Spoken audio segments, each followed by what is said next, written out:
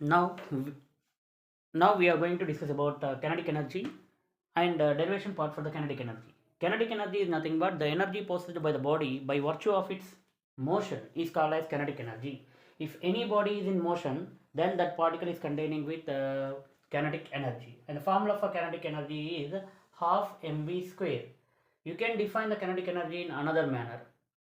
The energy possessed by the body due to its motion is called as kinetic energy. Let us go for the derivation part of kinetic energy. See, to derive the kinetic energy, we are taking an object on a surface area. Let us take a plane surface area, and I am going to take one object on the surface area. Initially, this body is at rest. So, initial velocity of the body is 0. When we apply some external force on this object, let us take F force is applied on this object. When we apply some external force on that object is used to displace from one point to another point, moving with some velocity v. Final velocity of the object is v. Due to some external force F, that object is displacing from this particular point to here. So, we know work done by the applied force F. W is equal to, we can write F dot S. So that is equal to Fs cos theta.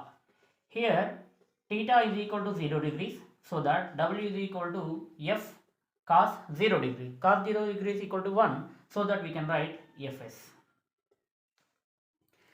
And as per the equation of motion, let us take it as the first equation, and as per the third equation of motion, we can write v square minus u square equal to 2as. So from this equation we can write s equal to v square minus u square by 2a. Now I am going to substitute this value in the first equation. Substituting equation number 2 in 1. So what we can write, W is equal to F dot S value is v square minus u square by 2a. And as per Newton's second law, we can write F equal to ma. So ma into v square minus u square by 2a. So a get cancelled. We can write W is equal to m into v square minus u square by 2. So initially the particle is at rest. When we apply some external force on the particle, that is used to move from one point to another point. So initial velocity of that object is 0.